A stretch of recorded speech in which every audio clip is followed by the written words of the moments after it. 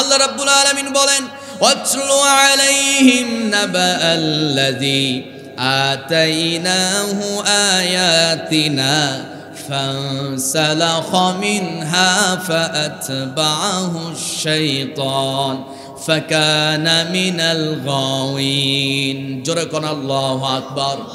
আমার বন্ধুগণ, আমার রাসূলকে আল্লাহ তাআলা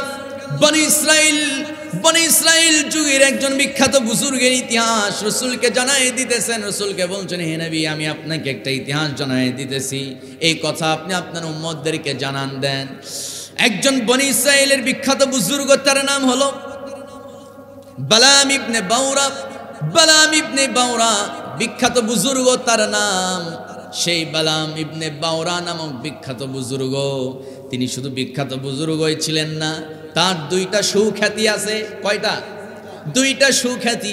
এক হলো তিনি হাজার হাজার মানুষকে কালেমা পড়ায়া, তিনি ওয়াজ নসিহত কইরা যেখানেই যায় মোটামুটি কয়েকশো মানুষকে তিনি একসঙ্গে কালেমা পড়ায় দিতেন। সুবহানাল্লাহ বলবেন না? তার কথার অনেক তাসির ছিল, মানুষ তার কথায় পাগল হয়ে যেত, কালেমা পড়ে ইসলাম গ্রহণ করে নিত। অসংখ্য মানুষকে কালেমা পড়ায় তিনি ইসলামের ছায়াতলে এনেছেন। এমনকি সেই বিখ্যাত বুজুর্গ বালাম ইবনে বাউরা, আমার বন্ধুগণ, তার আরেকটা সুখ্যাতি হলো তিনি ছিলেন মুস্তাজাবুদ দাওয়া। মুস্তাজাবুদ দাওয়া তো তাকে বলা হয়, এখানে উলামায়ে কেরাম যারা আছেন আপনারা বিশেষ করে বিষয়টা বুঝবেন। মুস্তাজাবুদ দাওয়া তো তাকেই বলা হয় যিনি আল্লাহর কাছে যা দোয়া করেন তাই কবুল হয়ে যায়। মুস্তাজাবুদ দাওয়া, তাদের কোনো দোয়া আল্লাহ ফিরায় দেয় না। নবীজি বলেন, 100 বছরে পৃথিবীতে একটা করে মুস্তাজাবুদ দাওয়া আল্লাহ তাআলা পাঠায় দেন। আমার বন্ধুগণ, 100 বছরে কয়টা মুস্তাজাবুদ দাওয়া? একটা। কয়টা? একটা মুস্তাজাবুদ দাওয়া। আমি তো মনে করি এই শতাব্দীর মুস্তাজাবুদ দাওয়া ছিলেন শহীদ মরহুম আল্লামা দেলোয়ার হোসাইন সাইদি। আরো জোরে বলুন ঠিক কিনা? আমার ভাইয়েরা, কেন আমি তার নাম বললাম? এর পেছনে মূল কারণ হলো, আমার রাসূল তো বলেছেন যারা মুস্তাজাবুদ দাওয়া হবে তারা যা ভবিষ্যৎবাণী দিবে আল্লাহ তাআলা তাই কবুল করে নেবেন, তারা যা দোয়া করবে আল্লাহ কবুল করে নিবে। আপনাদের কি মনে নাই, তিনি তো ওয়াজের মধ্যে প্রায় বলতেন এমন একটা সময় আসবে বাতিল শক্তি পালানোর জন্য একটা ইঁদুরের অর্থ খুঁজে পাবে না, ঠিক কিনা? আমার বন্ধুগণ, তিনি বলেছেন বেশি বাড়াবাড়ি করবা, আগাবাদীরা শুনে রাখো, আমরা কিন্তু আসি মূলে, গোড়া একটু নাড়া দেব, 16 কোটি মুসলমান মামুর বাড়ি দিল্লিতে গিয়ে পড়বা। আমার বন্ধুগণ, এই কথাটা আকাশে সূর্য ওঠা যেমন সত্য, এরকম সত্য হয়ে গেছে, ঠিক কিনা?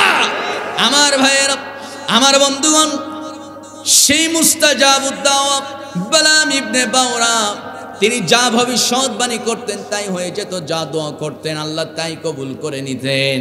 তৎকালীন যুগে বনি ইসরাইল যুগে যত নেতৃবৃন্দ আছে তারা মূলত সেই যুগে শাসন করত, দেশ পরিচালনা করত মানুষের তৈরি করা আইন দিয়া, মানব রচিত আইন দিয়ে রাষ্ট্র পরিচালনা করত। আমার বন্ধুগণ, সেই যুগে দেখা গেল ওই নেতৃবৃন্দ তারা বেশি হাদিয়া নিয়ে যেই লোকটা নির্বাচনের আগে মুস্তাজাবুদ দাওয়া বালাম ইবনে বাউরার কাছে এসে বেশি পরিমাণে হাদিয়া যার কাছ থেকে পাইতো তার জন্য দোয়া করত, দিন শেষে দেখা যেত সেই লোকটাই চেয়ারম্যান হয়ে গেছে। যেই মানুষটা নিরপরাধ কোটি মানুষের কলিজার মানুষ আল্লামা সাইদিকে মৃত্যুদণ্ড দেয়, আমি তো মনে করি যেই 13 বছর তিনি জেলখানায় ছিলেন, ওই 13 বছর বাইরে থাকলে 13 লক্ষ মানুষ নামাজি হয়ে যেত। চিল্লায় বলতে হবে ঠিক কিনা? উনি যদি বাইরে থাকতেন, আমার বিশ্বাস 13 বছরে কমপক্ষে 13,000 মানুষ ইসলাম ধর্ম গ্রহণ করত, কিন্তু এটা হতে দেয় নাই। সেই নব্য ফেরাউনের উত্তরসূরি খুনি হাসিনা তাকে হত্যা করেছে, আর সেই হাসিনাকে কেমনে জান্নাতি বলে? আমরা বলবো সে হলো এই যুগের মুনাফিকের সর্দার, ঠিক কিনা? মুনাফিকের যিনি তৎকালীন লিডার ছিল তার নাম কি? আব্দুল্লাহ বিন উবাই ইবনে সুলুল।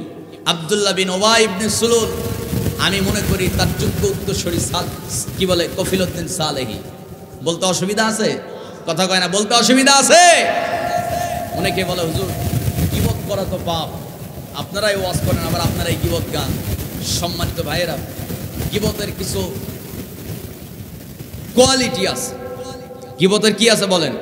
কিছু কোয়ালিটি আছে। কি কোয়ালিটি? আমি আপনাদেরকে নরমালি বলি, যদি কিছু কিছু গীবত, কিছু কিছু সমালোচনা আল্লাহ তাআলা জায়েজ করছেন। কিরকম সমালোচনা? যারা প্রকাশ্যে ইসলামকে নিয়ে ষড়যন্ত্র করবে তাদের বিরুদ্ধে গোপনে সমালোচনা করবেন না প্রকাশ্যে করবেন? যেই লোকটা প্রকাশ্যে নবীর বিরোধিতা করলো তাকে কি আপনি সালাম দিবেন, নাকি তার মৃত্যুদণ্ড হবে? মৃত্যুদণ্ড হবে। সম্মানিত ভাইয়েরা, যারা আল্লাহর বন্ধু এবং নবীদের যারা ওয়ারিস, ওলামায়ে কেরামদেরকে নির্মমভাবে নির্যাতন চালায়, আর কিছু সুবিধাভোগী ওলামায়ে কেরাম জালেম ফ্যাসিস্টদের সহযোগিতা করে, তাদের বিরুদ্ধে সমালোচনা করা এবং সেই সমস্ত নব্য ফেরাউনদের সমালোচনা করার জায়েজ, এটার বৈধতা আছে সূরা লাহাবের ভিতর। কথা কয় না? কোন সূরা? সবাইকে বলতে হবে কোন সূরা? সূরা লাহাব। লাহাব এটা মূলত নবীর চাচার নাম। নবীর চাচার নাম ছিল কি? আবু লাহাব। কি লাহাব? আবু লাহাব। সেই আবু লাহাবের নামেই আল্লাহ তাআলা সূরা নাজিল করলেন। কারণ হলো, আমার নবীজি যখন সাফা পাহাড়ে উঠলেন, কালেমার দাওয়াত যখন দিলেন, আমার নবীকে হত্যার উদ্দেশ্যে আবু লাহাব সে একটা পাথর হাতে নিল। আবু লাহাবের একটা সুখ্যাতি ছিল। কি খ্যাতি? সুখ্যাতি। কি খ্যাতি সেটা? সেটা হলো আবু লাহাব যাকেই তাক করতো, আবু লাহাবের একটা রেকর্ড হলো, সে মূলত তার জীবনে প্রায় 100-র অধিক মানুষকে হত্যা করছে পাথর দিয়া। কি দিয়া? পাথর দিয়া। তার হাত এত সই ছিল যে কাউকে টার্গেট করে যদি সে পাথর মারে, জায়গায় সে মারা যায়। পাথরটা সাইজ করে নিয়ে, চোখা করে নিয়ে সে পাথর মারলেই মারা যায়। এরকম পাথর মেরে, এক পাথরে মানুষ মেরে ফেলেছে, এরকম রেকর্ড 100-র অধিক হাদিস শরীফে এসেছে। সেই নবীর চাচা আবু লাহাব পাথর নিল, এক আঘাতে নবীকে দুনিয়া থেকে বিদায় করার উদ্দেশ্যে তিনি পাথর হাতে নিয়েছে। সম্মানিত ভাইয়েরা, কিন্তু আল্লাহ তাআলা যদি কাউকে বাঁচায় রাখতে চায়, পৃথিবীর মানুষ কি তাকে মারতে পারবে? আসতে বলবেন না পারবে? পারবে না। আমার বন্ধুগণ, আল্লাহ তাআলা সঙ্গে সঙ্গে জিবরাইলকে পাঠিয়ে দিলেন। আল্লাহর পাওয়ার সম্পর্কে আপনাদের সবারই জানা আছে। নমরুদ ফেললো ইব্রাহিমকে আগুনের কুণ্ডলিতে, কিন্তু ওই আগুন কথা শুনে নমরুদের নাকি আল্লাহ। আগুন কথা শুনে কার? আমার বন্ধুগণ, আল্লাহ তাআলা ওই আগুনকে জানায় দিলেন, قُلْنَا يَا نَارُ كُونِي بَرْدًا وَسَلَامًا عَلَى إِبْرَاهِيمَ। যেরকম আল্লাহু আকবার। ও আগুন, ইব্রাহিমের জন্য তুমি শীতল হয়ে যাও, অধিক ঠান্ডা হয় না, যাতে করে ইব্রাহিম 40 দিন তোমার ভিতরে থাকবে, ও আবার ঠান্ডা লেগে যাবে। একেবারে বেশি ঠান্ডা হওয়া যাবে না, মিডিয়াম থাকুক, যেন ইব্রাহিমের জন্য আরামদায়ক হয়ে যায়, ইব্রাহিম যেন অসুস্থ না হয়। আল্লাহ তাআলা 40 দিন পর ইব্রাহিমকে তোমার ভিতর থেকে বের করবে, তবে হাসি মুখে। কি মুখে? হাসি মুখে, সুস্থতার সাথে। বেশি এয়ার কন্ডিশন বেশি বাড়ায় দিলে, এসি যদি একটু বেশি পাওয়ার দিয়ে দেন, আমার বন্ধু, এসির বাতাস যদি বেশি খান, অটোমেটিক দেখবেন সকালবেলা উঠে দেখবেন আপনার নাকে পানি জমে গেছে। ঠিক কিনা? বেশি হাওয়া খাওয়া যাবে না, এয়ার কন্ডিশন বেশি হওয়া যাবে না, একেবারে নরমাল থাকতে হবে, যেন আমার ইব্রাহিম, আমার বন্ধু, আমার খলিলের যেন সমস্যা না হয়। ওদিকে আমার বন্ধুগণ, ওই যে ফেরাউন মূসা আলাইহিস সালামকে দুনিয়া থেকে বিদায় করবে, কিন্তু আল্লাহ তাআলার এমন খেলা, আল্লাহ তাআলা নির্ধারণ করে রাখছে, যেই সাগর দিয়ে আমি আমার মূসাকে পার করলাম, ওই সাগরে আমি তোরে চুবায় মারবো। যেরকম সুবহানাল্লাহ। আমার বন্ধুগণ, রবের খেলা তো বড় খেলা। আমার রব এমন একজন মহান সত্তা। এই তো মাত্র 2 মাস আগে যখন নাকি ইসরায়েল এবং ফিলিস্তিনের চুক্তি হলো, যুদ্ধবিরতি। কেন চুক্তি হলো? মূল কারণ হলো, আমার ভাইয়েরা, যেই জায়গায় সবচেয়ে বেশি পৃথিবী জুড়ে যেই জায়গায় সবচেয়ে বেশি মানুষ পাপাচারে লিপ্ত সেই শহরের নাম হলো ক্যালিফোর্নিয়া, লস অ্যাঞ্জেলস, দুইটা শহর। এই দুইটা শহর আল্লাহ তাআলা কোন পারমাণবিক বোমা, মিসাইল, গোলা বারুদ দিয়া, আগুন দিয়া জ্বালান নাই। আল্লাহ শুধুমাত্র আমার বন্ধুগণ দাবানল চালু করে দিয়েছেন। আগুনের দাবানলে বড় বড় বাড়ি গাড়ি সব পুড়ে ছাই হয়ে গেছে। সব মিলিয়নরা ওই জায়গায় বসবাস করত, সব রাস্তার ফকির হয়ে গেছে। আল্লাহু আকবার বলবেন না? আমার বন্ধুগণ, তার মানে বুঝা গেল দিন শেষে হুয়াল আউয়ালু ওয়াল আখিরু ওয়াজ যাহিরু ওয়াল বাতিন ওয়া হুয়া বিকুল্লি শাইইন আলিম। তিনি প্রথম, তিনি শেষ, তিনি প্রকাশ্য, তিনি গোপন। তিনি কে? সমস্ত ক্ষমতার মালিক একজন। আওয়াজ করে বলুন তিনি কে? সমস্ত সুপ্রিম পাওয়ার কার হাতে? আর বন্ধুগণ গভীর মনোযোগ। ওই সাহাবী ইবনে খাতাল কাবা শরীফের 4 দেওয়ালে লিখে ফেললো 4টা বাক্য নবীর বিরুদ্ধে। মক্কার কাফের মুশরিক যারা আছে তারা নবীর বিরুদ্ধে ষড়যন্ত্র করছে, কিন্তু আল্লাহর পবিত্র ঘর, এই পৃথিবীর প্রথম ঘর, আল্লাহর পছন্দনীয় ঘর, যেই ঘর প্রথম নির্মাণ করা হয়েছে পয়গম্বর আদম আলাইহিস সালামের হাত দ্বারা, আমার বন্ধুগণ সেই পবিত্র ঘর কাবা ঘরের 4 দেওয়ালে যখন নাকি এই কথাটা লেখা হয়েছে, দেখা গেল সাহাবী ইবনে খাতালের ভালোবাসা তার একেবারে মূলত ওই কাফের মুশরিকদের হৃদয়, তাদের মন জয় করে ফেলছে একদিনেই। বুঝতেছেন কথা? একদিনেই মন জয় করে ফেলছে। সবাই তাকে মন্ত্রী, শিক্ষামন্ত্রীর শপথ পাঠ করালো, একেবারে বড় পদ তাকে প্রদান করা হলো। কিন্তু আমার ভাইয়েরা, তার কি ঈমান আছে না গেছে? মন্ত্রীর পদ পেয়েছে, বাড়ি গাড়ি পেয়েছে, নারী পেয়েছে, কিন্তু শুধুমাত্র ঈমানটা হারালো।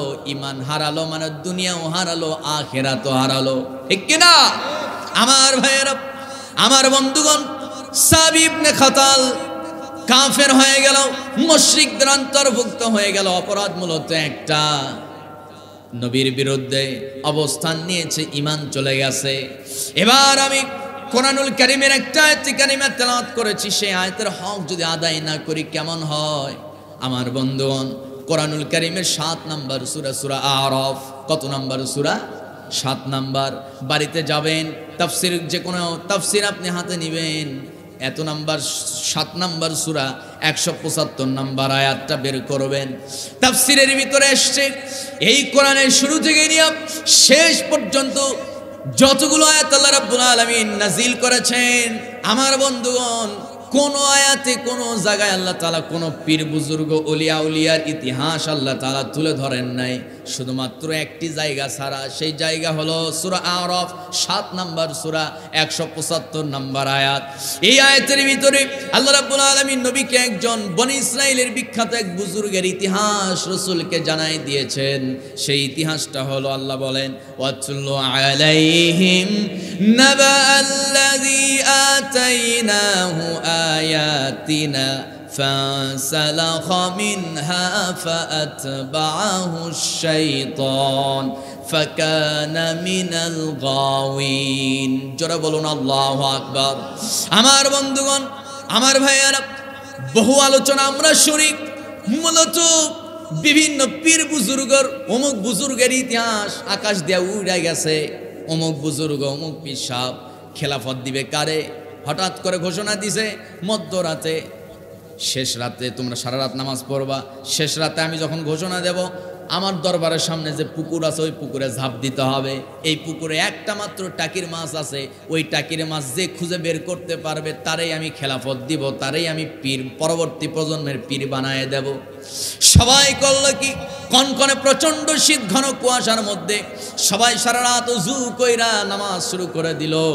এক পর্যায়ে দেখা গেল ওই পানির মধ্যে হুজুর সাহেব, পীর সাহেব যখন অর্ডার করছে সবাই লাফ মারছে। এবার সব মুরিদ এবার খেলাফত পাওয়ার জন্য, পীরের খেলাফত পাওয়ার জন্য যখন নাকি পানিতে ঝাঁপায় পড়ছে, সবাই খুঁজতেছে। হঠাৎ করে 8 বছরে একটা শিশুর টাকির মাছ পাইছে, ওই টাকির মাছ পাওয়ার কারণে হুজুর সাহেব ওনারে খেলাফত দিছে।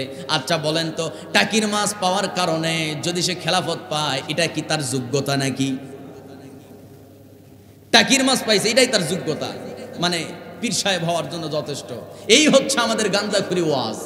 এই ওয়াজ আবার কান্দা কান্দা কয়, আছে না নাই? কন কথা কয় না, আছে না নাই?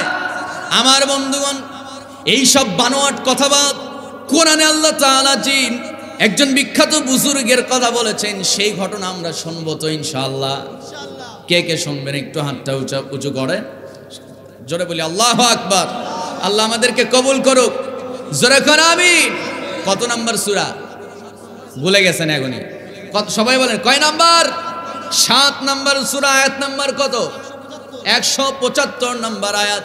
আল্লাহ রাব্বুল আলামিন বলেন, ওয়াতলু আলাইহিম নাবাআল্লাযী আতাইনাহু আয়াতিনা فانسلخ منها فأتبعه الشيطان فكان من الغاوين জোরে কোন আল্লাহু আকবার।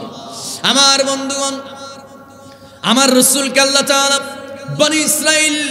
বনি ইসরাইল যুগের একজন বিখ্যাত বুজুর্গের ইতিহাস রাসূলকে জানাই দিতেছেন। রাসূলকে বলছেন, হে নবী, আমি আপনাকে একটা ইতিহাস জানাই দিতেছি, এই কথা আপনি আপনার উম্মতদেরকে জানান দেন। একজন বনি ইসরাইলের বিখ্যাত বুজুর্গ, তার নাম হলো বালাম ইবনে বাউরা। বালাম ইবনে বাউরা বিখ্যাত বুজুর্গ, তার নাম। সেই বালাম ইবনে বাউরা নামক বিখ্যাত বুজুর্গ, তিনি শুধু বিখ্যাত বুজুর্গই ছিলেন না, তার 2টা সুখ্যাতি আছে। কয়টা? 2টা সুখ্যাতি। এক হলো তিনি হাজার হাজার মানুষকে কালেমা পড়ায়া, তিনি ওয়াজ নসিহত কইরা যেখানেই যায় মোটামুটি কয়েকশো মানুষকে তিনি একসঙ্গে কালেমা পড়ায় দিতেন। সুবহানাল্লাহ বলবেন না? তার কথার অনেক তাসির ছিল, মানুষ তার কথায় পাগল হয়ে যেত, কালেমা পড়ে ইসলাম গ্রহণ করে নিত। অসংখ্য মানুষকে কালেমা পড়ায় তিনি ইসলামের ছায়াতলে এনেছেন। এমনকি সেই বিখ্যাত বুজুর্গ বালাম ইবনে বাউরা, আমার বন্ধুগণ, তার আরেকটা সুখ্যাতি হলো তিনি ছিলেন মুস্তাজাবুদ দাওয়া। মুস্তাজাবুদ দাওয়া তো তাকে বলা হয়, এখানে উলামায়ে কেরাম যারা আছেন আপনারা বিশেষ করে বিষয়টা বুঝবেন। মুস্তাজাবুদ দাওয়া তো তাকেই বলা হয় যিনি আল্লাহর কাছে যা দোয়া করেন তাই কবুল হয়ে যায়। মুস্তাজাবুদ দাওয়া, তাদের কোনো দোয়া আল্লাহ ফিরায় দেয় না। নবীজি বলেন, 100 বছরে পৃথিবীতে একটা করে মুস্তাজাবুদ দাওয়া আল্লাহ তাআলা পাঠায় দেন। আমার বন্ধুগণ, 100 বছরে কয়টা মুস্তাজাবুদ দাওয়া? একটা। কয়টা? একটা মুস্তাজাবুদ দাওয়া। আমি তো মনে করি এই শতাব্দীর মুস্তাজাবুদ দাওয়া ছিলেন শহীদ মরহুম আল্লামা দেলোয়ার হোসাইন সাইদি। আরো জোরে বলুন ঠিক কিনা? আমার ভাইয়েরা, কেন আমি তার নাম বললাম? এর পেছনে মূল কারণ হলো, আমার রাসূল তো বলেছেন যারা মুস্তাজাবুদ দাওয়া হবে তারা যা ভবিষ্যৎবাণী দিবে আল্লাহ তাআলা তাই কবুল করে নেবেন, তারা যা দোয়া করবে আল্লাহ কবুল করে নিবে। আপনাদের কি মনে নাই, তিনি তো ওয়াজের মধ্যে প্রায় বলতেন এমন একটা সময় আসবে বাতিল শক্তি পালানোর জন্য একটা ইঁদুরের অর্থ খুঁজে পাবে না, ঠিক কিনা? আমার বন্ধুগণ, তিনি বলেছেন বেশি বাড়াবাড়ি করবা, আগাবাদীরা শুনে রাখো, আমরা কিন্তু আসি মূলে, গোড়া একটু নাড়া দেব, 16 কোটি মুসলমান মামুর বাড়ি দিল্লিতে গিয়ে পড়বা। আমার বন্ধুগণ, এই কথাটা আকাশে সূর্য ওঠা যেমন সত্য, এরকম সত্য হয়ে গেছে, ঠিক কিনা? আমার ভাইয়েরা, আমার বন্ধুগণ, সেই মুস্তাজাবুদ দাওয়া বালাম ইবনে বাউরা, তিনি যা ভবিষ্যৎবাণী করতেন তাই হয়ে যেত, যা দোয়া করতেন আল্লাহ তাই কবুল করে নিতেন। তৎকালীন যুগে বনি ইসরাইল যুগে যত নেতৃবৃন্দ আছে তারা মূলত সেই যুগে শাসন করত, দেশ পরিচালনা করত মানুষের তৈরি করা আইন দিয়া, মানব রচিত আইন দিয়ে রাষ্ট্র পরিচালনা করত। আমার বন্ধুগণ, সেই যুগে দেখা গেল ওই নেতৃবৃন্দ তারা বেশি হাদিয়া নিয়ে যেই লোকটা নির্বাচনের আগে মুস্তাজাবুদ দাওয়া বালাম ইবনে বাউরার কাছে এসে বেশি পরিমাণে হাদিয়া যার কাছ থেকে পাইতো তার জন্য দোয়া করত, দিন শেষে দেখা যেত সেই লোকটাই চেয়ারম্যান হয়ে গেছে। বুঝতে পারেন কথা? ওই সুবহানাল্লাহ কয়, ওই লোকটা চেয়ারম্যান হয়ে যায়, মানে যেই লোকটা বেশি হাদিয়া, মানে গ্রুপ তো অনেকগুলো, নির্বাচনে তো দাঁড়াইছে একাধিক, যেই লোকটা যেই পদপ্রার্থী মূলত যে প্রার্থীর থেকে তিনি বেশি হাদিয়া পাইতেন তার জন্য দোয়া করতেন, আর তিনি তো মুস্তাজাবুদ দাওয়া, তার দোয়া কবুল হয়ে যেত। তো ওনার দরবারে হাদিয়াও চলে আসতো, ব্যবসা তো জমজমাট। ব্যবসায় কি কন? জমজমার। এখন মুস্তাজাবুদ দাওয়া বালাম ইবনে বাউরা এভাবে চলতেছে বেশ কিছুদিন।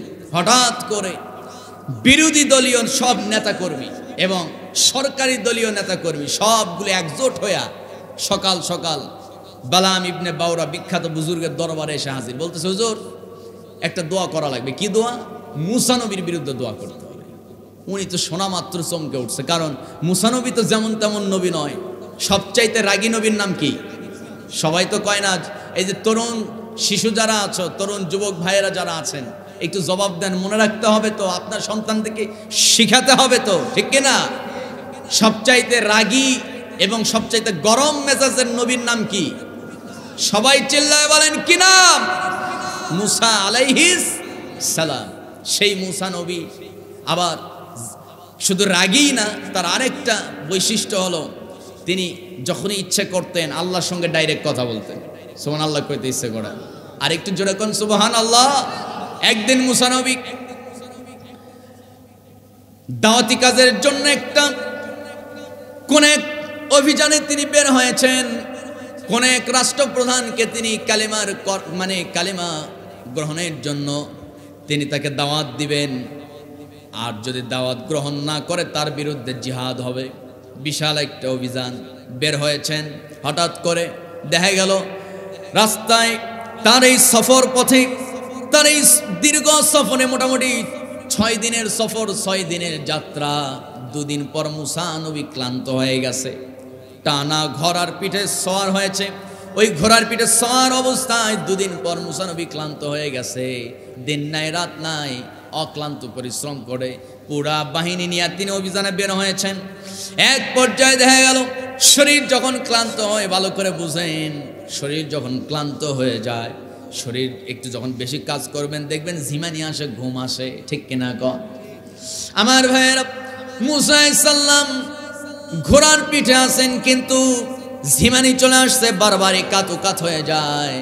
অনেক সময় মোটর সাইকেল চালাইতে গিয়ে ঘুম ধরে, গাড়ি চালাইতে গিয়া ঘুম ধরে, ধরে না? ঘুম ধরে, চোখে ঘুম চলে আসে, ঝিমানি চলে আসে। আমার বন্ধুগণ, এমনকি ঝিমানির কারণে অ্যাক্সিডেন্টও হয়ে যায়। মুসা আলাইহিস সালাতু ওয়াস সালাম তিনি ঘোড়ার পিঠে সওয়াররত অবস্থায় বারবার রাস্তাও ভুল করতেছেন, আবার কখনো পড়ে যেতে লাগেন। এক পর্যায়ে মুসা আলাইহিস সালাম বিরক্ত হয়ে আল্লাহরে ডাইরেক্ট জিজ্ঞেস করা শুরু করলেন, আয় আমার রব, দয়া করে একটু বলেন তো, এই যে আমার যে এত ঝিমানি, এত ঘুম, আমি একটা গুরুত্বপূর্ণ অভিযানে বের হয়েছি, নির্দিষ্ট সময়ে যদি পৌঁছতে না পারি ওই বাদশাহর সঙ্গে আমার সাক্ষাৎ হবে না। আমার এত ঝিমানি আসে কেন, এত ঘুম আসে কেন? রাস্তা ভুল করি, এরকম করে তো টাইম মতো বুঝতে পারবো না। দয়া করে একটু জানতে চাই, আপনি যদি একটু জবাব দেন তাহলে আমি একটু স্বস্তি পাবো। বলেন তো, আপনি যে গোটা পৃথিবী পরিচালনা করেন, আপনার কি ক্লান্তি নাই নাকি? আপনার কি ঘুম নাই নাকি? যেরকম সুবহানাল্লাহ। সঙ্গে সঙ্গে আল্লাহ তাআলা বলছেন, মুসা ঘোড়ার পিঠ থেকে নামো। এরপরে তোমার ঘোড়ার কাঁধে যে একটা ব্যাগ ঝোলানো আছে, ওই ব্যাগের মধ্যে হাত দাও। তোমার পছন্দের একটা গ্লাস আছে, ওই গ্লাসটা হাতে নাও, কাচের গ্লাস। ওই গ্লাসে মস্ক থেকে একটা মস্ক আছে, মস্ক না কি কয় এটা? হ্যাঁ, না না, ওই যে আপনার চামড়ার আগের যুগে মস্ক বলে একটা, যাই হোক, ওইটা আপনার পানি গরম হয় না, প্রচণ্ড রোদে রাখলেও পানি গরম হয় না, পানিটা ঠান্ডা থাকে, খাইলে অল্প খেলে তৃষ্ণা নিবারণ হয়ে যায়। সুবহানাল্লাহ বলেন। ওইটা থেকে তুমি কাচের গ্লাসের মধ্যে পানি নাও। মুসা আলাইহিস সালামের পছন্দের একটা গ্লাস ছিল কাচের, ওই গ্লাসে পানি নিয়ে তুমি দাঁড়ায় যাও। মুসা আলাইহিস সালাম বলে, এমনিতেই তো দীর্ঘ যাত্রা, 2 দিন টানা সফরে আসি, শরীরটা দারুণ ক্লান্ত, ঘোড়ার পিঠে নামতেও একটা শক্তি লাগে, উঠতে আবার ডবল শক্তি লাগে, এত ভেজাল করার কি দরকার? আপনি শুধুমাত্র হ্যাঁ না বললেই তো জবাব হয়ে যায়। আপনার ঘুম আসে না নাই? হ্যাঁ অথবা না বললেই তো অ্যান্সার হয়ে যায়। আল্লাহ বলে, মুসা এত পেঁচাও কেন?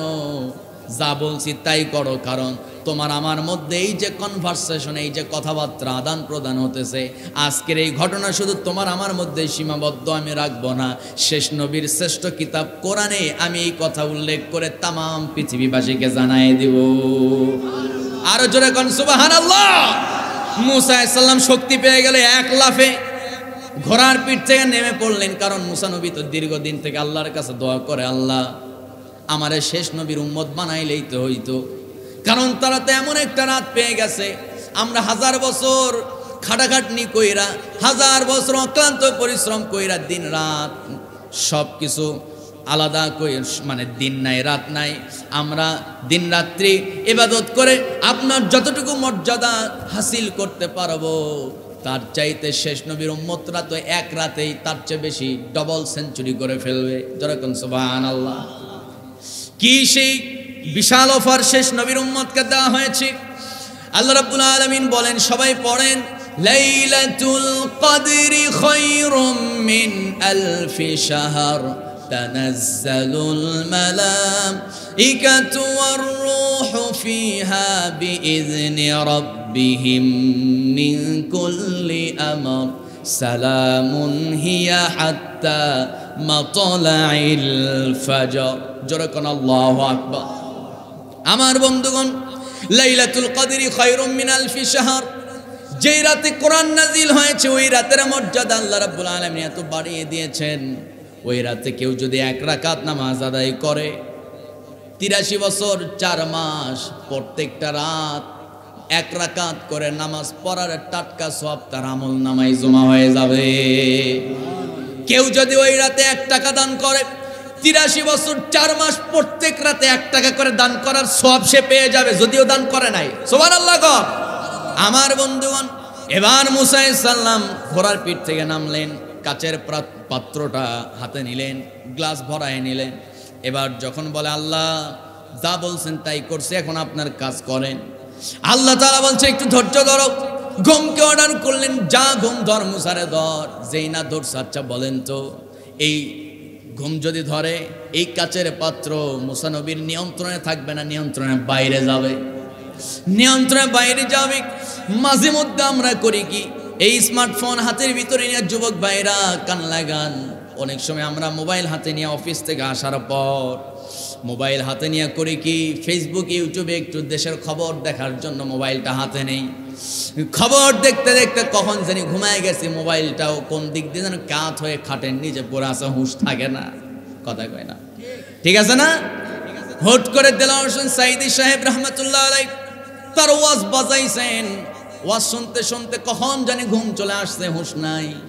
সকালবেলা ঘুম থেকে উঠে দেখে ওয়াজ এখনো বাজতেছে, ঠিক কিনা গো? আমার বন্ধুগণ, মুসা আলাইহিস সালামের যখন ঘুম চলে আসছে, গ্লাস হাত থেকে পড়ে গেছে, হুঁশ নাই। গ্লাস ভাঙ্গার একটা শব্দ আছে, ওই শব্দ শুনলে কি আর ঘুম থাকে নাকি? থাকে? আর তো ঘুম থাকার কথা না। মুসা আলাইহিস সালাম তাকায় দেখেন, আরে পছন্দের গ্লাসটা ভেঙ্গে টুকরো টুকরো হয়ে গেছে। আল্লাহকে বলে, আল্লাহ এখনো তো জবাব পাইলাম না, গ্লাস এদিকে আমার শেষ। আল্লাহ বলে, মুসা শোনো, এবার জবাব দিতেছে, সবাই পড়েন। শ্রেষ্ঠ আয়াত কি আয়াত? সবাই বলুন, আল্লাহু লা ইলাহা ইল্লা হুয়াল হাইয়ুল কাইয়্যুম লা তাখুযুহু সিনাতুন ওয়ালা নাওম লাহু মা ফিস সামাওয়াতি ওয়া মা ফিল আরদ মান যাল্লাযী ইয়াশফাউ ইনদাহু ইল্লা বিইذনি يعلم ما بين أيديهم وما خلفهم ولا يحيطون بشيء من علمه إلا بما شاء وسع كرسيه السماوات والأرض ولا يؤوده حفظهما وهو العلي العظيم। জোরে বলুন আল্লাহু আকবার। একটু বলেন তো আয়াতটার নাম কি? আসতে বলবেন কি নাম? আয়াতুল কুরসি। নবী বলেন, 5 ওয়াক্ত নামাজের পর কেউ যদি প্রত্যেকটা নামাজের পর এই আয়াতটা যদি কষ্ট করে নিয়মিত যদি পড়তে পারে, আমি রাসূল গ্যারান্টি দিলাম ওই লোকটা মরে নাই জন্য জান্নাতে যেতে পারে না, মরতে দেরি, আল্লাহর জান্নাতে ঢুকতে দেরি হবে না। আমার বন্ধুগণ, এই আয়াতের দ্বিতীয় বাক্যের ভিতর আল্লাহ রাব্বুল আলামিন বলেন, লা তাখুযুহু সিনাতুন ওয়ালা নাওম। ও মুসা, তোমার রব তো এমন একজন মহান সত্তা যার কোনো ক্লান্তি নাই, ঘুম নাই, তন্দ্রা নাই, ঝিমানিও নাই। জোরে কোন সুবহানাল্লাহ। আমার বন্ধুগণ, সেই পাওয়ারফুল নবীর বিরুদ্ধে নেতৃবৃন্দ বালাম ইবনে বাউরার কাছে আসছে। বিখ্যাত সেই বুজুর্গ তার কাছে এসে বলতেছে, বুজুর্গ আপনি দয়া করে মুসা নবীর বিরুদ্ধে দোয়া করেন। কি দোয়া করব? মুসা নবীর বিরুদ্ধে আপনি দোয়া করবেন আল্লাহ যেন তার দুনিয়া থেকে বিদায় করে। কারণ নেতৃবৃন্দ তারা জানে আমরা যদি দোয়ার মাধ্যমে মুসারের দুনিয়া থেকে মিটায় দিতে পারি, পথের কাটা শেষ হয়ে যাবে। জোরে নাউজুবিল্লাহ। আমার বন্ধুগণ, তারা হত্যা করতে পারে কিন্তু হত্যা করবে না, কারণ হত্যা করলে তো চিরদিন নবী হত্যার একটা অভিশাপ আমাদের থেকে যাবে। নবীকে আমরা হত্যা করব না, কিন্তু বালাম ইবনে বাউরা তার দোয়ার পাওয়ার আমরা তার বিদায় করে দেব। অপরাধ কি? মুসার অপরাধ হলো একটা, ওয়ালাকাদ বাআসনা ফি কুল্লি উম্মাতির রাসূলান আন ইবুদুল্লাহা ওয়াজতানিবুত তাগুত। জোরে কোন আল্লাহু আকবার। মুসা নবীর অপরাধ হলো, প্রত্যেক নবী এবং রাসূলকে আল্লাহ রাব্বুল আলামিন দুইটা দায়িত্ব দিয়েছেন। এক নাম্বার দায়িত্ব হলো আনি আবুদুল্লাহ, জমিনে কেবলমাত্র আইন প্রতিষ্ঠা করতে হবে। কার? আস্তে কবেন না, সবাইকে বলতে হবে কার?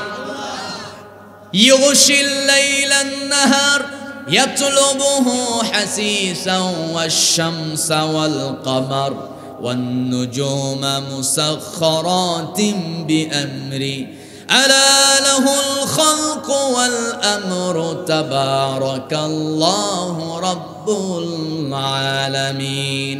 ঘুমানো যাবে না, সবাই একটু আমার দিকে তাকান, এবার একটু জবাব দেন। ইউশিল লাইলান নাহার, রাত হয় কার নির্দেশে? সবাইকে বলতে হবে রাত্রি, এই যে রাত হয়ে গেছে, চারদিকে আধার অন্ধকারচ্ছন্ন, কার হুকুমে? আবার নির্দিষ্ট সময়ে পূর্ব দিগন্তে একটা সূর্য উদিত হবে, পুরা পৃথিবীকে আলোকিত করবে। এই ক্ষমতাটা কার? আমার বন্ধুগণ, আকাশ থেকে বৃষ্টি বর্ষণ করেন যিনি, চিল্লায় বলতে হবে তিনি কে? জীবন মৃত্যুর মালিক কি? এই জমিন সৃষ্টি করেছেন কি? এই জমিন শুকনো শুকনো জমিনকে আবার উর্বর ভিজায় দিতে পারেন কে? সব ক্ষমতা যেহেতু আল্লাহর, আলা লাহুল খালকু ওয়াল আমর, সবকিছু যেহেতু আল্লাহর নির্দেশে চলে, তাহলে সংসদটাকেও আল্লাহর নির্দেশেই চালাতে হবে। আসতে বলবেন না, যারা ঠিক বলবে ঈমান থাকবে না। চিল্লায় গো ঠিক কিনা? আমার বন্ধুগণ, ২৫০০ তরুণ ছাত্র সমাজের তাজা রক্ত, তাজা প্রাণের বিনিময়ে আমাদের প্রাণের একটা সুন্দর একটা আস্থার জায়গা, সেইটা হলো সংসদ ভবন। সেই জাতীয় সংসদ ভবনে স্বাধীনতার পর থেকে ৫৪ বছর ধরে আমরা দেখতেছি ওই চেয়ারগুলোতে বসতো গাঞ্জাখর, মদখর। খুনি হাসিনা, সেও তো একটা তাজা মদখর। তার বাড়িতে পাওয়া গেল বড় বড় হাইব্রিড মদের বোতল, ঠিক কিনা? আমার বন্ধুগণ, মদখর, গাঞ্জাখর, ক্যাসিনোর কারবার করে, নারীবাজি করে, এরপরে দুশ্চরিত্র মানুষগুলো, এরপরে হাইব্রিড চোর, ইসলাম বিরোধী শক্তি, তারা ওই চেয়ারগুলোতে বসতো। আজকে যেহেতু আজ বর্তমানে যেহেতু ওই চেয়ারগুলো আমরা ২৫০০ তাজা প্রাণের বিনিময়ে মুক্ত করতে পেরেছি, পবিত্র করতে পেরেছি, আজ থেকে আমাদের সিদ্ধান্ত হবে ওই চেয়ারগুলোতে কোনো মদখর, গাঞ্জাখর, কোনো নামাজ, কোনো বেনামাজি, কোনো ইসলাম বিরোধী শক্তি, এরকম কোনো ব্যক্তিকে বসতে দেওয়া যাবে না। যারা ঠিক বলবে না তারা ওই গ্রুপ, চিল্লায় বলেন ঠিক কিনা? আমার বন্ধুগণ, ওই চেয়ারে বসতে হবে আল্লাহওয়ালা মানুষদেরকে। যারা বলেন ঠিক কিনা? আমার ভাইয়েরা, আমার বন্ধুগণ, সেই পয়গম্বর মূসা আলাইহিস সালাতু ওয়াস সালাম, তার অপরাধ হলো তিনি সংসদ চালাতে চান আনি আবুদুল্লাহ, কার আইনে? আসতে বলবেন না, কার আইনে? আল্লাহর আইনে তিনি সংসদ চালাতে চান, এটাই তার অপরাধের জন্য নেতৃবৃন্দ তার বিরুদ্ধে দোয়া চাইতে গেছে। বালাম ইবনে বাউরা, দয়া করে আপনি মুসা নবীর বিরুদ্ধে দোয়া করেন যেন আল্লাহ তারে দুনিয়া থেকে বিদায় করে। আজও দেখবেন কিছু কিছু নাস্তিক মুরতাদ, বিগত দিনে আমরা দেখছি এখনো আছে, শুধুমাত্র দল পরিবর্তন হয়েছে, ঠিক কিনা? আমার ভাইয়েরা, শুধুমাত্র মানুষ চেঞ্জ, কিন্তু জায়গাগুলো শূন্যস্থান পূরণ, ঠিক কিনা? আমার ভাইয়েরা, এই লোকগুলোর চাহিদা হলো আল্লাহর আইন দিয়ে যদি দেশ চলে, টেম্পো স্ট্যান্ডে চাঁদাবাজি করা যাবে না, এরপরে হাট বাজার দখল করা যাবে না, কথা কয় না, এরপরে নিয়োগ দেওয়ার নামে অবৈধ ইনকাম করা যাবে না, সব চাঁদাবাজির রাস্তা বন্ধ হবে। বিদায় আল্লাহর আইন তারা চায় না। আল্লাহর আইন যদি চালু হয়ে যায়, চুরি ডাকাতি খুন খারাপি চাঁদাবাজি সব বন্ধ হয়ে যাবে। আমার বন্ধুগণ, সেই মুসা নবী, তার বিরুদ্ধে যেমন তারা লেগেছিল, বিগত দিনে আমরাও দেখেছিলাম সেই যুগের কাফেরদের, তাদের ভূমিকায় আমার দেশেও এরকম কিছু লোক ছিল যারা মুসা নবীর উত্তরসূরি, তাদেরকে যারা মূলত আল্লাহর আইন দিয়ে দেশ চালাতে চায়, তাদেরকে বিনা অপরাধে মিথ্যা তহমত দিয়া তাদেরকে রাজাকার বানায়া ফাঁসির রশিতে ঝুলানো হয়েছে। সম্মানিত ভাইয়েরা, সেই খুনি হাসিনা যে কিনা বিনা অপরাধে আলেমদেরকে ফাঁসির রশিতে ঝুলালো, দিন শেষে দেখা গেল বাংলাদেশের ছাত্র সমাজ স্লোগান তুলল, সবাই আমরা রাজাকার। ঠিক আছে না? এই রাজাকার পাকিস্তানের গোলাম, এই সব বলে বলে এদেশে হিন্দুত্ববাদী দিল্লির গোলামি চলতো মুসলমান। ঠিক কিনা? দিল্লির গোলামি থেকে আমাদেরকে বাঁচতে হবে। তাছাড়া এদেশের মানুষ একটা উন্নত দেশ হিসাবে আমাদের দেশকে উন্নত দেশের কাতারে পৌঁছাতে পারবে না। সারা জীবন ভারতের গোলামি করেই খাওয়া লাগবে। ঠিক আছে কিনা? আজকে দেখেন ডক্টর ইউনূস 25 কিলোমিটারের দীর্ঘ একটা বাঁধ নির্মাণ করবেন ফারাক্কার সামনে। হিন্দু দাদাবাবুদের ঘুম হারাম। 1700 কোটি টাকা, তাই না? 1700 কোটি টাকা বাজেট হয়েছে ফারাক্কা, যে ফারাক্কার বাঁধ নির্মাণ করার কারণে আমার দেশের নদীগুলো শুকনা থাকে। ওই ফারাক্কার সামনে ডক্টর ইউনূস আবার আর একটা ফারাক্কা দিবেন, বাঁধ নির্মাণ করবেন। 25 কিলোমিটার দীর্ঘ একটা বাঁধ। এই বাঁধ যদি নির্মাণ হয়ে যায়, ভারতের ঘুম এমনিতেই তো গেছে, সব শেষ হয়ে যাবে। ট্যাবলেট খাইতে হুঁশ পাবে না। ঠিক কিনা? প্রয়োজনে আমাদের দাবি হলো, এই 54 বছরের রেকর্ড, বিভিন্ন সময়ে আমরা স্বৈরাচার বিদায়ের আন্দোলন করেছি। ঠিক কিনা? সরকার পতনের আন্দোলন করেছি, এবার সরকার রক্ষার আন্দোলন চলবে। কথা কয় না? ঠিক কিনা? ডক্টর ইউনূসকে আমরা আরো 10 বছর দেখতে চাই, তাহলে এই দেশ ইউরোপের মতো একটা উন্নত দেশে পরিণত হয়ে যাবে। ঠিক আছে কিনা? সম্মানিত ভাইয়েরা, রাগ করতেছেন আপনারা? আলোচনা চালাবো, চলো।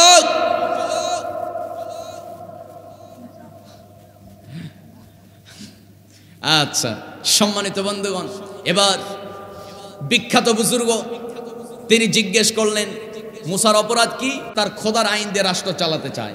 আমরা তো এই দেশ পরিচালনা করতেছি, হুজুর বলেন তো আপনার দরবারে কোনোদিন সমস্যা হয়েছে? হুজুর তো চিন্তা করতেছে, তোরা থাকার কারণে আমার দরবারে তো ব্যবসা জমজমাট, কিসের সমস্যা? বুঝতেছেন কথা?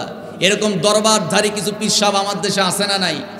নবীর বিরুদ্ধে ষড়যন্ত্র হয়, ইসরায়েলে ইহুদিরা ফিলিস্তিনের মুসলিমদেরকে মারে, পীর সাহেব তার দরবার থেকে একটা হুঙ্কারও দিতে পারে না।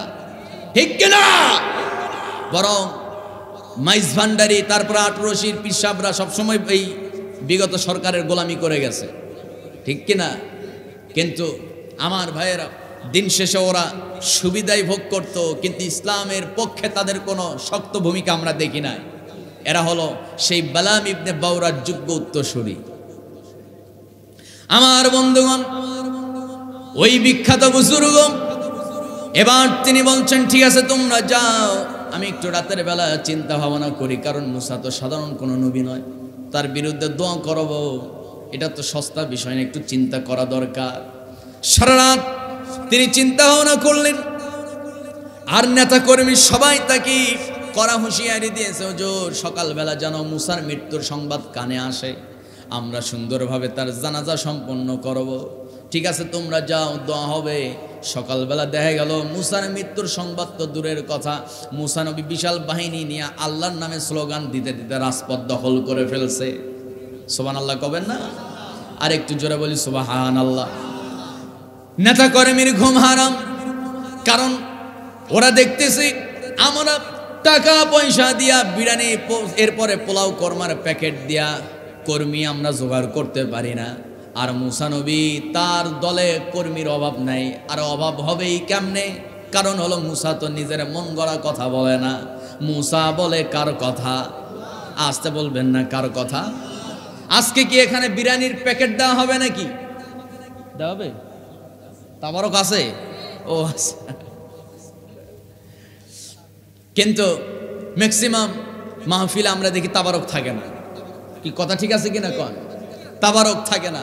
বিশাল বড় বড় মাহফিল, মিজানুর রহমান আজহারী মাহফিলে দেখেন নাই লক্ষ লক্ষ মানুষ, তাবারক দিয়ে কি কুল পাবে?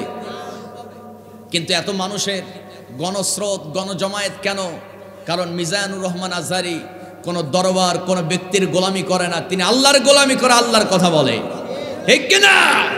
সম্মানিত ভাইয়েরা, কোরআনের কথা সবচেয়ে সত্য কথা, এই কথা শোনার জন্য মানুষ বড়ই পাগল। সম্মানিত বন্ধুগণ, মুসা আলাইহিস সালাম তিনি নিজের মন গড়া কোনো কথা বলতেন না, তিনি বলতেন কার কথা? আসতে বলবেন না কার কথা? আল্লাহর কথা মিথ্যা না সত্য? নেতা যিনি নিজের দলের মানুষের ভাগ্য পরিবর্তন এবং নিজের ভাগ্য পরিবর্তনের যিনি রাজনীতি করে, যিনি পরিবারতন্ত্র করে, পরিবার রাজনীতি আসে না নাই কর? আমার দেশে তো আমরা 54 বছর ধরেই দেখতেছি পরিবারতন্ত্র, ঠিক কিনা? এই পরিবারতন্ত্র ভাঙতে হবে, যোগ্য নেতৃত্ব বাংলাদেশে দরকার, ঠিক কিনা? আমার বন্ধুগণ, পয়গম্বর মুসা আলাইহিস সালাম তিনি কোন ব্যক্তির কথা বলতেন না, তিনি বলতেন আল্লাহর কথা। মানুষ দলে দলে তার দলে তারা জমায়েত হয়ে যেত। এক পর্যায়ে দেখা গেল ওই নেতৃবৃন্দ, তাদের তো ঘুম হারাম, হায় হায়, এইভাবে চলতে থাকলে আমাদের ক্ষমতা বেশি দিন টিকে থাকবে না। এক পর্যায়ে দেখা গেল সেই বালাম ইবনে বাউরা তার কাছে সকাল সকাল আবার হাজির হয়ে গেল। হুজুর, রাতের বেলা আপনি নিশ্চিত দোয়া করেন নাই বিদায় মুসার মৃত্যুর সংবাদ আমাদের কানে আসে নাই, বরং মুসা নবী তার দলবল নিয়ে রাজপথ দখল করছে, তার খোদার নামে স্লোগান দিতেছে, দয়া করে আপনি মুসার বিরুদ্ধে দোয়া করেন। হুজুর এবার তার একটা মুরিদরে দিয়া তাদেরকে শোনায় দিল।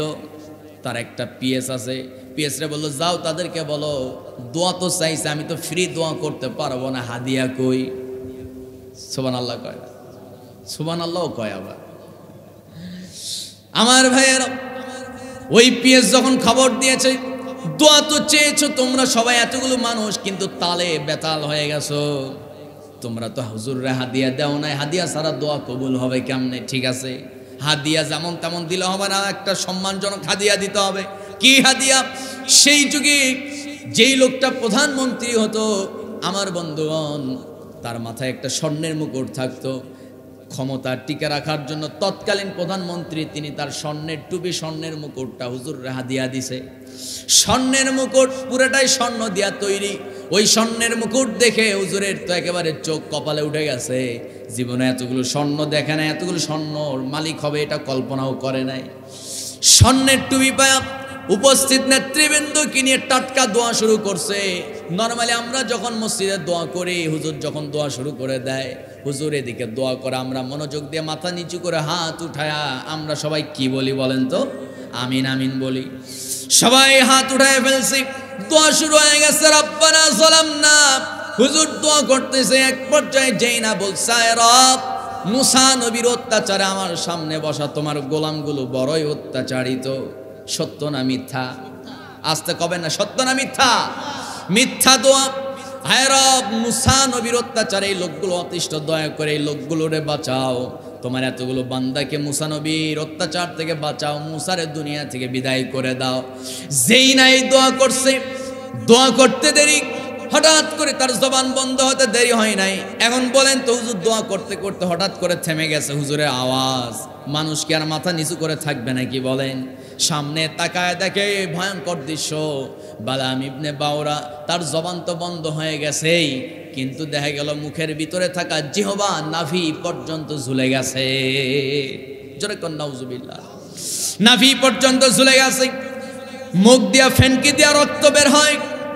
এক পর্যায়ে দেখা গেল কয়েক মিনিটের মাথায় ওই বালাম ইবনে বাউরা জাগায় দুনিয়া থেকে মুরতাদ হয়ে মারা গেল। আমার বন্ধুগণ, মুসা নবীর বিরুদ্ধে অবস্থান নিয়েছে, ইমান আছে না গেছে? আসতে কবেন না, আছে না গেছে? আমার বন্ধুগণ, গত কুরবানির ঈদে একটা সিনেমা উদ্বোধন হলো সিনেমা হলে। ওই সিনেমা উদ্বোধনী অনুষ্ঠানে আমার বন্ধুগণ একজন হুজুর সাহেব দোয়া করতেছে, মিডিয়াতে দেখলাম, গুলশানে জুমা পড়ায়। ব্যক্তিগতভাবে হুজুরটারে চিনি, বিশাল বড় মুফতি সাহেব, বিশাল বড় মসজিদের খতিব। ওনারে দাওয়াত করছে, হুজুর দোয়া করতে গেছে। সিনেমা উদ্বোধনী অনুষ্ঠানে উনি দোয়া করতেছে, ডান পাশে নায়িকা, বাম পাশে নায়ক। নায়কের শরীরে যেই জামা, যেই পোশাক আছে, তার অর্ধেক পোশাক নায়িকার শরীরেও নাই। জোরে কোন সুবহানাল্লাহ, আরো জোরে কোন নাউজুবিল্লাহ। আমার বন্ধুগণ, হুজুর সব দোয়া করতেছে, আল্লাহ নায়ক নায়িকা সহ প্রযোজক কমিটি, আল্লাহ তাআলা এই মিডিয়ার সমস্ত ভাইদেরকে, কমিটির সবাইকে আল্লাহ ইসলামের জন্য কবুল করো, তাদের ব্যবসায় বরকত দিয়ে দাও। আগামী দিনে আরো নতুন নতুন সিনেমা জাতিকে উপহার দেওয়ার তৌফিক দিয়ে দাও। আচ্ছা, চিৎকার মেরে বলেন তো, এই হুজুর সাহেবের ঈমান আছে না গেছে? টাকার জন্য সিনেমা উদ্বোধনী অনুষ্ঠানে যায়, টাকার জন্য বাকশাল কায়েমকারী জাতির পিতা, ঠিক আছে না? এই জাতির পিতা বলে বলে এই তরুণ ছাত্র সমাজের মগজ ধোলাই করছিল, কিন্তু ধোলাই তো করতে পারেই নাই। ওরা ভাবছে যে এরা ফ্রি ফায়ার ছাড়া কি আর বোঝে। দিন শেষে দেখা গেল ওরাই ওই জাতির পিতার মাথায় পেশাব করে দিয়েছে। জনগণ ঠিক কিনা? আমার বন্ধুগণ, সম্মান জোর করে পাওয়া যায় না। কোটি কোটি জনগণের কোটি কোটি টাকা, এই ট্যাক্সের টাকা, জনগণের টাকা আত্মসাৎ করে বাপের মূর্তি বানায়া সম্মান পাইছে নাকি? বলেন, আসতে কবেন না পাইছে নাকি? সম্মান দেওয়ার মালিককে আসতে বলবেন না, সম্মান দেওয়ার মালিককে। আল্লাহ যদি সম্মান দিতে চায়, একদিনে নাকি 200 নারীকে গণধর্ষণ করছে দেলোয়ার হোসেন সাইদ। এটা তো পাগলেও বিশ্বাস করবে না, কথা কয় না, ঠিক কিনা? এটা তো পুরুষের তো একটা শক্তি থাকা দরকার। আমার বন্ধুগণ, আবার যেই নারীকে ধর্ষণ করছে, যেই নারী সাইদি সাহেবের বিরুদ্ধে সাক্ষী দিতে আসছে, তার জন্ম হলো 85 সালে, আর এই ঘটনা ঘটছে হলো 71 সালে। বুঝতেছেন? এই হলো আমার দেশের অবস্থা। জোরে কান নাউজুবিল্লাহ। সম্মানিত ভাইয়েরা, এত নাটক, এত কিছু করে লাভ কি হলো? দিন শেষে যাকে 13 বছর কারাগারে বন্দী রাখলেন, যুগ যুগ ধরে মানুষ সম্মানের সাথে তার নাম নেবে, কিন্তু একটা জাতির পিতা, যাকে জোর করে জাতির পিতা বানানোর স্বপ্ন দেখা হয়েছিল, যুগ যুগ ধরে মানুষ তাকে ঘৃণা করবে। ঠিক আছে কিনা? সম্মানিত ভাইয়েরা, আবার আরেক গ্রুপ চিন্তা করতেছে তাদের নেতারে আবার জাতির পিতা বানানো। বুঝতেছেন কথা? এগুলো কইরেন না, এই রাজনীতি থাকবে না। এমন একটা দিন আসবে, একটু ঠান্ডা মাথায় চিন্তা করেন। নবীজি দুনিয়াতে আসছিল কত বছর আগে? 1500 বছর। কত বছর? 1500 বছর।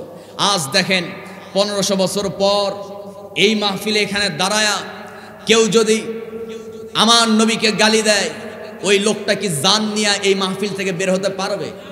সবাইকে চিল্লায় বলতে হবে পারবে। কিন্তু যদি এই জায়গায় কেউ যদি জিয়াউর রহমানকে গালি দেয়, কেউ যদি বঙ্গবন্ধু শেখ মুজিবুরকে গালি দেয়, কোনো অসুবিধা আছে? হয়তো অসুবিধা থাকতেও পারে। হয়তো হুট করে কেউ বলে যে এই অজগবি, এইসব মানে অযথায় ওইসব বলার দরকার কি? আগে না হয় 7 মাস আগের কথা ভিন্ন, বঙ্গবন্ধুর বিরুদ্ধে একটু কথা বললে সমস্যা, মামলা খাওয়া মানে সম্ভাবনা ছিল, কিন্তু এখন তো মামলা খাবে না। এখন বঙ্গবন্ধুর 14 গোষ্ঠী উৎখাত করলেও মামলা দেওয়ার কেউ নাই, কথা কয় না, ঠিক কিনা? আমার ভাইয়েরা, আজ থেকে 100 বছর পর চিন্তা করেন, মুজিবর, বঙ্গবন্ধু শেখ মুজিবর কে কে ছিলেন মানুষ চিনবে না। জিয়াউর রহমান কে ছিল মানুষ জানবেই না। সম্রাট বাবর, এরপরে সম্রাট শাহজাহান খান, আছে না? কত সম্রাট চলে গেল, কত শাসন আমল চলে গেল। সেই নেতাদের বিরুদ্ধে কথা বলতে গেলে মানুষের জান থাকতো না। কিন্তু এমন একটা দিন আসবে, জিয়াউর রহমানকে কেউ চিনবে না। এরপরে ডক্টর শফিকুর রহমান, তার 14 গোষ্ঠী তার উৎখাত করলেও সে ক্ষমতায় গেলেও কিছু বলবে না। আবার বঙ্গবন্ধু শেখ মুজিবুরের গালি দিলেও কেউ কিছু বলবে না। কিন্তু ঘটনা হলো, আমার ভাই, এখন কেউ কিছু বলতেও পারে, কিন্তু আজ থেকে 200 বছর পর তাদের নাম নেওয়ার মানুষ পৃথিবীতে থাকবে না। কিন্তু ওই 200 বছর পর আমার নবীর বিরুদ্ধে যদি কেউ কথা বলে, চামড়া থাকবে না। যারা বলেন ঠিক কিনা? এরই নাম হলো বিশ্ব নেতা। সুবহানাল্লাহ বলতে পারলেন না? আরো জোরে বলি সুবহানাল্লাহ। তোমার নেতা, আমার নেতা, বিশ্ব নবী মুস্তাফা, তিনি হচ্ছেন শ্রেষ্ঠ নেতা। জোরে কোন সুবহানাল্লাহ। আমার ভাইয়েরা, সম্মানিত বন্ধুগণ, তাহলে ইবনে খাতাল তিনি বেঈমান হয়ে মুরতাদ হয়ে মারা গেল নবীর বিরুদ্ধে অবস্থান নেওয়ার কারণে। এরপরে বালাম ইবনে বাউরা, বিখ্যাত বুজুর্গগিরি সব শেষ, মুস্তাজাবুদ দাওয়া, জীবনে কোনো দোয়া আল্লাহ ফেরত দেয় নাই, ওর কারবারও শেষ, দরবারও শেষ, কাফের হয়ে মারা গেল। সম্মানিত বন্ধুগণ, ইবলিস আছে না নাই? কথা কয় না। এই যুবক ভাইরা, ইবলিস আছে না নাই? রাত হইলে ইবলিস মোটামুটি মেসেঞ্জারে এসে জমা হয়, কথা কয় না। টিকটক, ফ্রি ফায়ার, এগুলোতে এসে ইবলিস আরো বেশি জমা হয়ে যায়, ঠিক কিনা? সম্মানিত বন্ধুগণ, পার্কে তো ইবলিস নাই, কথা কয় না। পার্কে আরো সরাসরি। আমি একটা কথা বলতে চাই, যুবকদেরকে, তরুণদেরকে যদি উপযুক্ত বয়সে যদি আমরা বিবাহ দিতে পারতাম, এদেশে পার্কের, শিশু পার্কের নামে যৌন পার্কের ব্যবসা বন্ধ হয়ে যেত। যুবকরা বিয়ে করতে চাইলে বলে নিজের পায়ে দাঁড়াও। আমি গতকালকে একটা রিপোর্ট দেখলাম, এরকম মানে ফেসবুকে একটা পোস্ট দেখলাম যমুনা টেলিভিশনের অফিসিয়াল ফেসবুক পেজে, যে বরের পিতাকে জরিমানা করা হয়েছে আপনার বাল্যবিবাহের জন্য। আচ্ছা, বাল্যবিবাহের জন্য মামলা হয়, জরিমানা হয়, কিন্তু আসিয়াকে হত্যা করা হলো, তাকে যৌন নিপীড়ন করা হলো, 1 মাস চলে গেল, কিন্তু আমরা আজ পর্যন্ত আসিয়ার খুনিদেরকে আমরা তাদের বিচার আমরা দেখলাম না, ঠিক কিনা? সারা বাংলাদেশ কেঁদেছে সেই আসিয়া নামক মেয়েটার জন্য। সম্মানিত বন্ধুগণ, দেশে আল্লাহর আইন ছাড়া এই সব ধর্ষণ বন্ধ করা সম্ভব না। আমার ভাইয়েরা, ইবলিস সে আমাদের বন্ধু না শত্রু? আসতে কবে না, বন্ধু না শত্রু? সে মুসলমান না কাফের? ওয়াইয কুলনা লিল মালাইকাতি ইসজুদু লিআদম ফাসাজাদু ইল্লা ইবলিস আবা ওয়াস্তাকবারা কানা মিনাল কাফিরিন। যখন আল্লাহু আকবার। আমার ভাইয়েরা, ইবলিস তো কাফের, আবা ওয়াস্তাকবারা কানা মিনাল কাফিরিন। কেন কাফির? কি জন্য কাফের? আল্লাহ যখন নির্দেশ দিয়েছেন, ওরে ইবলিস আদম রে সিজদা দে, আমার বন্ধুগণ সব ফেরেশতারা সিজদা দিলেও ইবলিস সিজদা দেয় নাই। অপরাধ করছে কয়টা? একটা অপরাধ করছে, আদম রে সিজদা দেয় নাই। এজন্য আমার বন্ধু ইবলিস কাফের হয়ে গেছে। কিন্তু ইবলিসের তওবা করার সুযোগ আজও আছে। কিয়ামত পর্যন্ত ইবলিসের তওবা করার সুযোগ আছে না নাই? কথা হুজুর, এটা আবার কি কথা কইলেন? ইবলিস আজও তওবা করতে পারে, এই সুযোগ আছে। কেমনে? আমার বন্ধুগণ, হযরতে ইসহাক আলাইহিস সালাতু ওয়াস সালাম ইবলিসকে জিজ্ঞেস করেছিল, ইবলিস তুমি তো আজও তওবা করতে পারো, তুমি আজও তওবা করে আল্লাহর প্রিয় বান্দা হতে পারো। ইবলিস বলে, তাই নাকি? ঠিক আছে, আমি তওবা করব। অভিশপ্ত শয়তান, আমি আর থাকতে চাই না, আমি তওবা করব। আল্লাহ তাআলা জিবরাইল সালামের মাধ্যমে জানায় দিলেন, জিবরাইল যাও আমার নবী ইসহাককে বলে দাও, সে যেন ওই ইবলিসকে বলে দেয় তওবার সুযোগ হলো ওই যে আদম আলাইহিস সালামের যে কবর আছে, ওই কবরে গিয়ে যেন আদম রে সিজদা দেয়, তাহলে তাকে আল্লাহ মাফ করে দিবে। এবার ইবলিস বলে, আদম জিন্দা থাকা অবস্থায় তারে সিজদা দেই নাই, আর মরা আদম রে আমি কেমনে সিজদা দিব? নাউজুবিল্লাহ বলবেন না? এই হচ্ছে ইবলিসের অবস্থা। আর আল্লাহ তাআলা শেষ নবী মুহাম্মদ সাল্লাল্লাহু আলাইহি সাল্লামকে জানিয়েছেন, হে রাসূল, এই ইবলিস আদমের কবরে সিজদা দেওয়ার সুযোগ কিয়ামত পর্যন্ত আছে, কিন্তু সে মৃত আদমকে সিজদা দিবে না, তার কবরে গিয়েও সিজদা দিবে না, কারণ জিন্দা আদমরেই তো দেয় নাই। সম্মানিত ভাইয়েরা, আল্লাহ তাআলা তওবার রাস্তা খোলা রেখেছেন, কিন্তু যাদের অন্তর আল্লাহ তাআলা খাতামাল্লাহু আলা কুলুবিহিম ওয়া আলা সামাইহিম, যাদের অন্তর, যাদের চক্ষু, যাদের শ্রবণ শক্তিতে আল্লাহ মোহর মেরে দিয়েছেন, তারা কিয়ামত পর্যন্ত তারা হেদায়েত হবে না। কারণ যেই ফ্যাসিস্ট স্বৈরাচাররা আজ সারা দুনিয়ায় লাঞ্ছিত অপদস্থ হয়েছে, একসঙ্গে মেম্বার পদ থেকে শুরু করে মন্ত্রী পদ পর্যন্ত একসাথে সবগুলো পালিয়ে গিয়েছে। এটা সারা পৃথিবীতে একটা রেকর্ড। কিন্তু ওরা পালিয়ে গিয়েও ওরা মূলত অনুশোচনাবোধ ওদের ভিতরে জাগ্রত হয় নাই, বরং ওরা চায়, ওদের বক্তব্য হলো আমরা আসবো আরো ভয়ঙ্কর রূপে। অহংকার যার ভিতরে ঢুকে গেছে সে কখনো হেদায়েত হবে না, হেদায়েত পাবে না। জোরে কর নাউজুবিল্লাহ। সম্মানিত বন্ধুগণ, আমার দেশে কাদিয়ানি আছে না নাই? কথা কয় না, পিছনের ভাইয়েরা বলেন কাদিয়ানি আছে না নাই? কাদিয়ানি তাদের অপরাধ, তারা হচ্ছে শেষ নবী, আমাদের নবীকে শেষ নবী মানে না। বলেন তো তারা মুসলমান না কাফের? আসতে কবেন না মুসলমান না কাফের? কেন কাফের? কি জন্য কাফের? আল্লাহ রাব্বুল আলামিন বলেন মা কানা মুহাম্মাদুন আবা আহাদিম মির রিজালিকুম ওয়ালাকির রাসূলুল্লাহি ওয়া খাতামান নাবিয়্যিন। জোরে বলুন আল্লাহু আকবার। মুহাম্মদ হচ্ছে আল্লাহর রাসূল, তিনি শেষ নবী, খাতামান নাবিয়্যিন, তারপরে আর কোনো নবী আসবে না। আমার বন্ধুগণ, এই আয়াতটা তারা প্রথম অংশ মানে, শেষ অংশ মানে না। তারা বলে মুহাম্মদ আল্লাহর নবী, ঠিক আছে আমরা মানলাম, কিন্তু মুহাম্মদ শেষ নবী নয়। তাহলে শেষ নবীকে গোলাম আহমদ কাদিয়ানী খাতামান নাবিয়্যিন। জোরে বলি ঈমান আছে না গেছে? আমার ভাইয়েরা, আমার বন্ধুগণ, কাদিয়ানীদের ঈমান ধ্বংস হয়ে গেছে। অপরাধ হলো একটা, নবীকে শেষ নবী মানে না। এখন চিন্তা করেন, রাসূল বলেছেন মান তারাকাস সালাতা মুতাআম্মিদান ফাকাদ কাফার, যে নামাজ ছেড়ে দিল সে তো কুফরি করে ফেললো, কাফের হয়ে গেল। যার নামাজ নাই তার ঈমান নাই, বলেছেন মুহাম্মদ সাল্লাল্লাহু আলাইহি ওয়াসাল্লাম। ঈমান নাই সেই ব্যক্তির যার নামাজ নাই। কথা ঠিক আছে কি না? আমার বন্ধুগণ, যদি জুমার দিন নামাজ আদায় করে যদি ঈমান যদি টিকে থাকে, তাহলে 5 ওয়াক্ত ইমাম সাহেবরে আমরা বেতন দিতাম না। 5 ওয়াক্তর ইমামের দরকার হতো না। 5 ওয়াক্ত নামাজ আল্লাহ ফরজ করেছেন। কেউ যদি 5 ওয়াক্ত নামাজ আদায় করতে পারে 50 ওয়াক্ত নামাজের সওয়াব পেয়ে যাবে। জোরে বলি সুবহানাল্লাহ।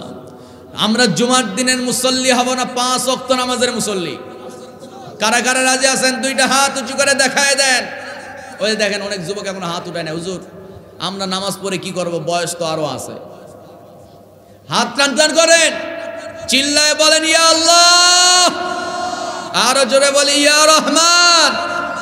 আমাদেরকে, আওয়াজ কমে গেল, আমাদেরকে 5 ওয়াক্ত নামাজ জামাতের সাথে আদায় করার তৌফিক তুমি আল্লাহ দিয়ে দাও।